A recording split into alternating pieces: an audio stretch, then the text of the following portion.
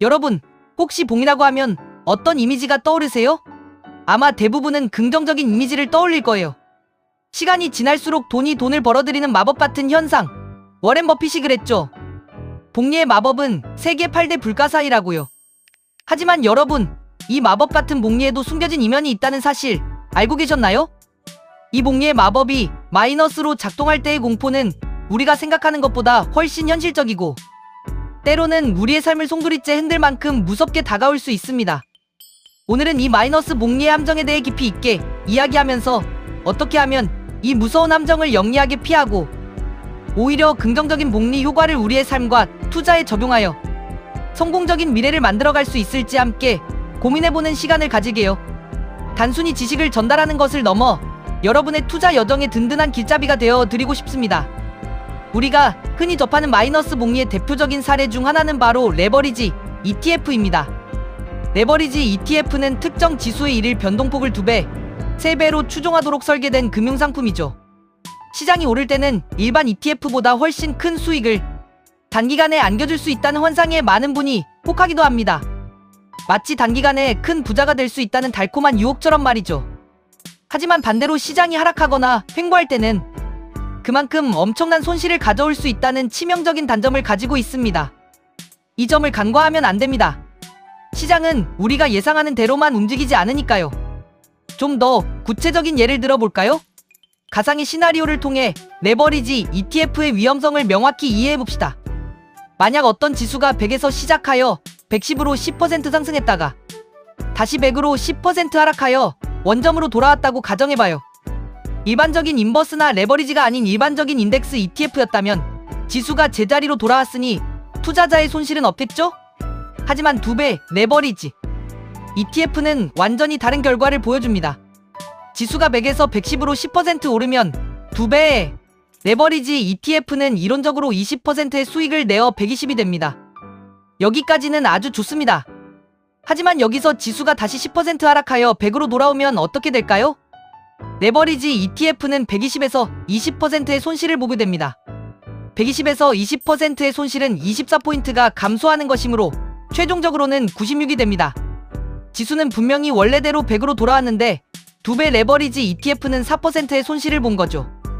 이처럼 지수가 제자리 걸음을 해도 손실이 발생하는 현상을 일간 복리 손실 또는 복리 효과의 역설이라고 부르며 이것이 바로 마이너스 복리의 무서운 얼굴 중 하나입니다. 이 함정을 모르고 투자했다가는 영문도 모른 채 손실을 보게 될 수도 있습니다. 더욱이 레버리지 ETF는 일반 ETF보다 운용 보수가 높은 편입니다. 이는 상품의 복잡한 구조와 운용 방식 때문에 발생하는 필연적인 비용이죠. 여기에 더해 레버리지 ETF가 선물 계약을 활용하여 지수를 추종하는 경우 선물 계약의 만기가 도래하면 다음 만기 계약으로 교체하는 과정에서 발생하는 롤오버 비용까지 지불해야 합니다. 이런 운용 보수와 롤오버 비용 같은 추가적인 지출들이 계속해서 복리처럼 쌓여나가면 시간이 지남에 따라 투자자가 체감하는 손실은 눈덩이처럼 불어나게 됩니다.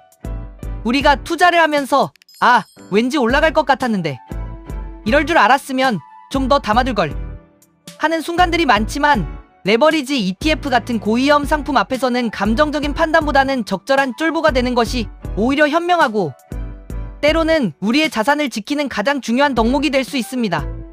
무조건적인 용기가 능사는 아니라는 거죠. 투자에 있어서 마이너스 복리는 비단 레버리지 ETF에만 국한되는 이야기는 아닙니다. 우리의 잘못된 투자 결정 또는 예측 불가능한 것이 경제 상황이나 개별, 기업의 악재 등으로 인해 원금이 줄어들기 시작하면 이 손실이 복리 효과로 가속화될 수 있습니다. 마치 작은 눈덩이가 산을 굴러 내려오면서 주변의 눈을 흡수하여 점점 거대한 크기로 불어나듯이 말이죠.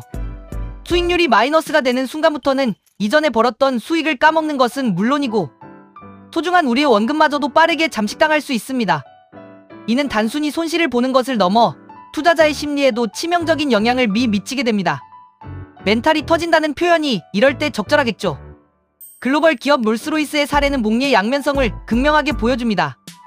롤스로이스가 혁신적인 경영 전략과 끊임없는 노력으로 4년 만에 잉여 현금 흐름을 마이너스에서 플러스로 전환시킨 사례는 긍정적인 변화의 복리 효과를 보여주는 좋은 예시입니다.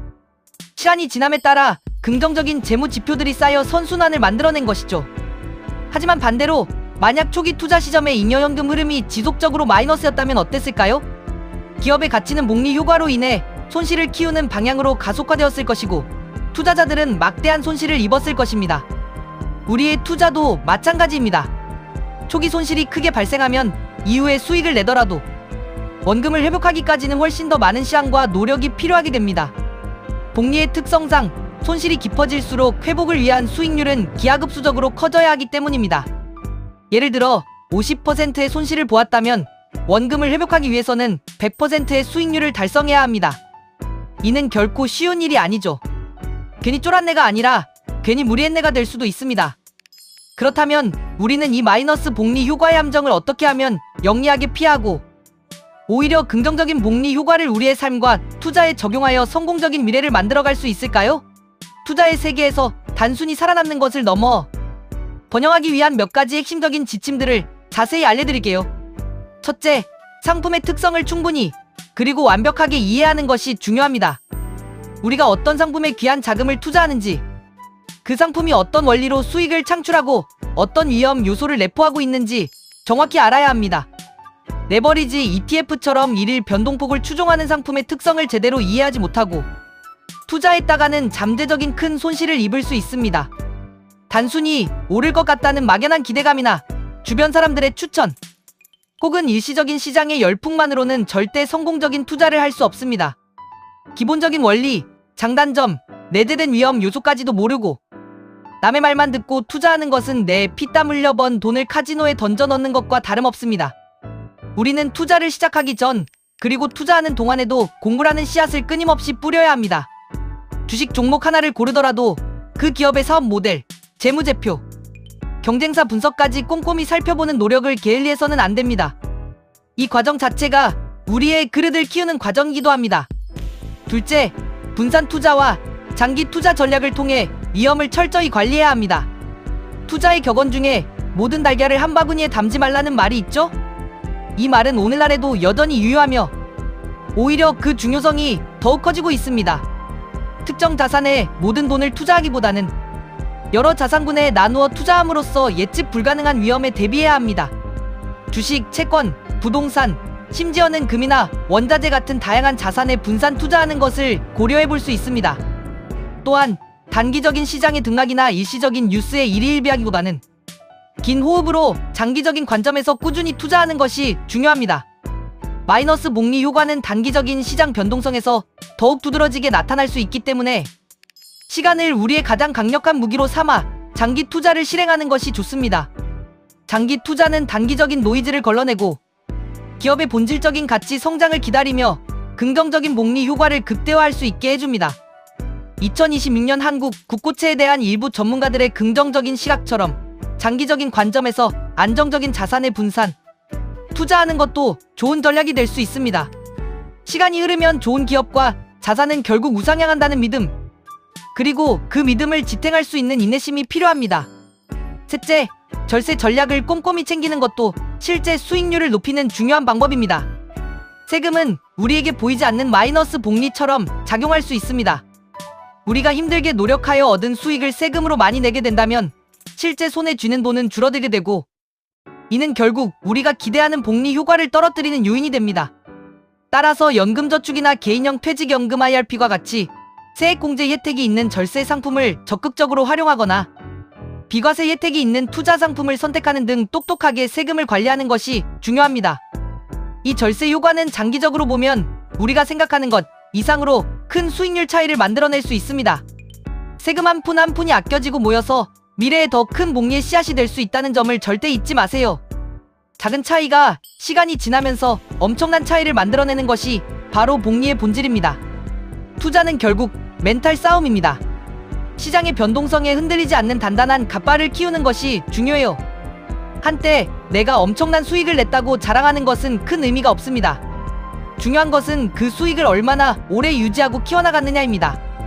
결국 그릇이 준비되지 않으면 설령 잠깐 큰 자산을 가졌다고 해도 결국 그 자산은 자신에게서 멀어지고 자신의 그릇만큼만 남게 됩니다. 마이너스 복리 효과의 공포가 우리를 엄습할 때 우리는 흔들리지 않는 멘탈과 합리적인 판단력으로 이겨낼 준비가 되어 있어야 합니다. 이는 단순히 지식의 문제가 아니라 자신을 통제하고 감정을 다스리는 역량의 문제입니다. 꾸준한 독서와 명상, 그리고 성공한 투자자들의 지혜를 배우면서 우리의 멘탈 근육을 단련시켜야 합니다. 우리는 2026년이라는 특정 시점을 정확히 예단하기 어렵습니다. 거시 경제 상황, 기업들의 실적, 지정학적, 리스크 등 시장의 성장률 전망이나 금리 상황은 예측 불가능한 변수들로 인해 끊임없이 변할 수 있습니다. 하지만 어떤 상황이 오더라도 마이너스 복리 효과의 위험성을 깊이 이해하고 현명하게 대처하는 키워드는 언제나 유효합니다. 그 키워드는 바로 철저한 위험 관리, 멀리 내다보는 장기적인 안목, 그리고 흔들리지 않는 꾸준함입니다. 이 세 가지 키워드를 마음속에 새기고 투자에 임한다면 어떤 어려운 시장 상황에서도 우리의 자산을 지키고 성장시킬 수 있을 것입니다. 마이너스 복리는 우리에게 단순히 경고를 보내는 것을 넘어 주의와 성장을 동시에 요구하는 중요한 경고등입니다. 이 경고등을 무시하고 무리한 투자를 하거나 상품의 본질을 이해하지 못한 채 단기적인 시세 차익만을 노리는 투기적인 접근을 한다면 복리의 마법은 우리에게 등을 돌리고 무서운 마이너스의 힘으로 우리의 소중한 자산을 갉아먹을 것입니다. 반대로 이 경고등의 의미를 정확히 이해하고 올바른 투자 원칙을 지켜나간다면 우리는 마이너스 복리의 함정을 피하고 긍정적인 복리 효과를 극대화할 수 있습니다. 결론적으로 복리의 마법을 긍정적으로 경험하고 부를 축적하려면 우리는 항상 경계심을 늦추지 않고 끊임없이 배우고 탐구하며 자신만의 확고한 투자 철학과 원칙을 세워야 합니다. 그리고 이 원칙들을 일관되게 지켜나가는 인내심이 필요합니다. 그래야만 마이너스 복리의 공포에서 벗어나 진정한 의미의 경제적 자유와 부를 향한 견고한 길을 걸을 수 있습니다. 투자는 단거리, 경주가 아닌 마라톤과 같습니다. 꾸준함과 인내심을 가지고 올바른 방향으로 나아갈 때 비로소 결실을 맺을 수 있습니다. 여러분의 성공적인 투자 여정을 진심으로 응원하며 늘 배우고 성장하는 투자자가 되시기를 바랍니다. 여러분, 투자의 세계는 늘 위험과 기회가 공존하는 패시네이팅한 곳입니다. 마이너스 복리 효과의 함정을 깊이 이해하고 슬기롭게 대처한다면 우리는 단순히 손실을 피하는 것을 넘어 더욱 현명하고 단단한 투자자로 성장할 수 있을 거예요. 언제나 현명한 투자, 성공적인 투자를 기원합니다. 이 영상이 여러분의 투자에 작은 도움이 되었기를 바라며 여러분의 구독과 좋아요, 알림 설정은 제가 더 좋은 콘텐츠를 만들고 더 많은 분들과 이 소중한 지식을 나눌 수 있는 큰 힘이 됩니다. 다음 영상에서 또 다른 유익한 이야기로 만나요. 항상 여러분을 리스펙합니다.